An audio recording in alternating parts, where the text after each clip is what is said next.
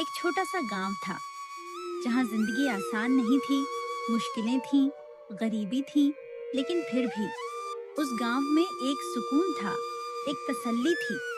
यहाँ के लोगों के दिलों में कोई लालच नहीं था। बस दो वक्त की रोटी मिल जाए, एक छोटा सा घर हो और परिवार साथ में रहे, यही उनके लिए बहुत था। गांव के लोग एक दूसरे को पराया नहीं मानते थे। हर किसी का दुख सबका दुख होता था। उसी गांव में रहता था एक मजदूर, रमेश। गरीब था लेकिन ईमानदार था और उससे भी ज्यादा मेहनती। रमेश हर दिन एक खदान में पत्थर तोड़ता था। धूप हो या ठंड, बारिश हो या थकान, उसके हाथों में कुल्हाड़ी कभी नहीं रुकती थी। बस एक ही सोच थी कि आज की मेहनत से कल का खाना मिल जाए। रमेश एक छोटी सी मिट्टी की झोपड़ी में रहता था, अपनी पत्नी शारदा के साथ।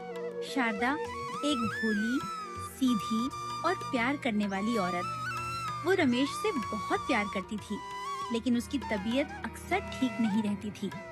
बीमारी ने उसे कमजोर कर दिया था और गरीबी ने उसकी मुस्कान भी छीन ली थी। रमेश उसकी आंखों का दर्द हर दिन महसूस करता था और हर रात यही सोचता कि कैसे उसे शहर ले जाकर इलाज करवाए। अपनी पत्नी से बहुत प्यार करता था और उसके लिए हर बोझ खुशी से उठाता था। शाम का वक्त था, सूरज ढल चुका था। रमेश ने अपनी कुल्हाड़ी एक कोने में रख दी और थके हुए कदमों से सेठ के पास गया। कपड़ों पर धूल थी, हाथों में छाले और आंखों में सिर्फ एक उम्मीद थी। सेठ जी, अगर आप कुछ पैसे उधार दे दें, मेरी पत्नी बहुत बीमार है।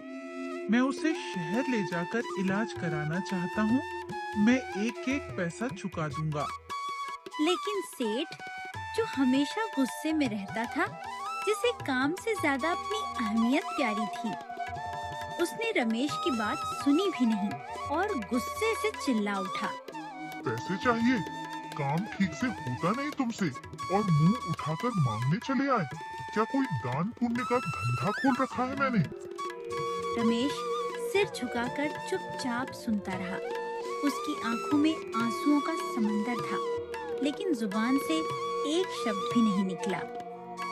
उसने बस सेठ के पैर छूकर कहा, ठीक है सेठ जी, भगवान सब देख रहा है। और वहां से चुपचाप लौट गया। उसके दिल में अब बस एक ही बात थी, अब ऊपर वाला ही कुछ कर सकता है। रविवार की ठंडी सुबह थी। सूरज की किरणें पेड़ों के पत्तों से छनकर जमीन पर पड़ रही थीं। हर तरफ हरियाली थी, पर रमेश के मन में सिर्फ वीरानी थी। वो आज रोज की तरह क्वारी नहीं गया। उसके दिल में एक अजीब सी बेचैनी थी और वो चुपचाप अकेले ही जंगल की ओर चल पड़ा। पेड़ों के साए में एक बड़े पत्थर पर बैठकर वो आसमान की तरफ देखता रहा और सोचता रहा, हे भगवान, क्यों किसी का जीवन सुख से भरा होता है और किसी का सिर्फ दुख से? क्यों मेरी मेहनत कभी रंग नहीं लाती? क्यों मेरी पत्नी इतनी तकलीफ में है? उसके मन में सवालों का तूफान था, पर कोई जवाब नहीं, सिर्फ सन्नाटा और आंसू। तभी झाड़ियों से धीमे कदमों की आहट आई और एक साधु वहां प्रकट हुए। जटाई, चमकती आंखें और चेहरे पर एक दिव्य शांति। बेटा, इतना उदास क्यों बैठा है? ये दुनिया तो भगवान की बनाई हुई सुंदर रचना है। तू उसका हिस्सा है, फिर क्यों दुखी है? भगवान का नाम ले, वो तुझे सुनेगा। रमेश ने अपने आंसू पोंछे और सिर झुकाकर सारा दुख कह सुनाया। बीमार पत्नी, गरीबी, मदद न मिलना और टूटा हुआ विश्वास। बेटा, दुख जीवन का हिस्सा है, लेकिन हर दुख के बाद भगवान कोई राह जरूर दिखाते हैं। मैं तुझे एक साधना बताता हूँ, जो सच्चे मन से करेगा तो माँ लक्ष्मी तेरी झोली भर देंगी। हर रोज सूरज उगने से पहले, यहाँ तक कि जल पीने से पहले, माँ लक्ष्मी को एक फल का भोग लगाना। अपने हिस्से के खाने से पहले माँ को पहले खिलाना। ये सिर्फ एक क्रिया नहीं, एक श्रद्धा है, एक समर्पण है। अगर तेरी श्रद्धा सच्ची होगी तो माँ तेरी खाली झोली भी भर देंगी। रमेश साधु के चरणों में झुक गया। उसकी आंखों में फिर से उम्मीद की चमक लौट आई थी। उसने मन में निश्चय कर लिया, अब उसका हर दिन माँ लक्ष्मी के नाम से शुरू होगा। उस दिन के बाद रमेश की जिंदगी बदल गई। अब हर सुबह वो सबसे पहले माँ लक्ष्मी का नाम लेता, जल से भी पहले एक छोटा सा फल उनके लिए भोग में रखता और तभी अपना दिन शुरू करता। उसकी जिंदगी में कुछ खास नहीं बदला था। गरीबी अब भी थी, थकान अब भी थी, लेकिन अब रमेश के चेहरे पर एक अजीब सा सुकून था, जैसे उसके मन में कोई रोशनी जाग गई हो। एक दिन जब वो हमेशा की तरह खदान में पत्थर तोड़ रहा था, तभी एक बड़े से पत्थर के अंदर कुछ चमका। उसने हाथ लगाया और पत्थर के बीच से निकला एक हीरा। रमेश की आंखें फटी की फटी रह गईं। उसने कभी इतना चमकदार कुछ नहीं देखा था। उसका दिल जोर जोर से धड़कने लगा, पर बिना एक पल गंवाए वो सीधा उस हीरे को लेकर घर भागा। घर पहुंचते ही उसने वो हीरा माँ लक्ष्मी के चरणों में रख दिया। वो चाहता तो उस हीरे को बेचकर अपनी पत्नी का इलाज करा सकता था, एक बड़ा घर ले सकता था, लेकिन उसने ऐसा नहीं किया।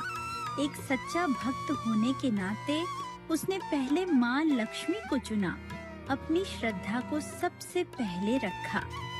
उसी रात जब रमेश गहरी नींद में सो रहा था, उसे एक सपना आया, लेकिन ये कोई आम सपना नहीं था। उसके सपने में माँ लक्ष्मी स्वयं प्रकट हुई, एक दिव्य आभा, तेज से दमकता रूप और करुणा से भरी आंखें। माँ लक्ष्मी बोली, बेटा, तेरी भक्ति से मैं अत्यंत प्रसन्न हूँ। तूने मेरे चरणों में वह दिया जो लोग लाखों में भी नहीं दे पाते, अपनी श्रद्धा और निस्वार्थ प्रेम। मुझे मालूम है तुझे क्या चाहिए। मैं तेरी पत्नी शारदा की सारी बीमारियां दूर कर रही हूँ। अब वह एकदम स्वस्थ और प्रसन्न रहेगी। और मैं तुझे एक और वरदान देती हूँ। तेरी झोपड़ी के पीछे जो जमीन है, उसके नीचे मैं धन गाड़ रही हूँ।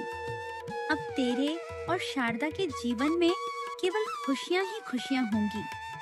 सुबह जब रमेश की आंख खुली तो उसके चेहरे पर एक अलग ही चमक थी। उसने झोपड़ी के पीछे खुदाई की और सचमुच वहाँ से निकला सोना, चांदी और सिक्कों से भरा एक घड़ा।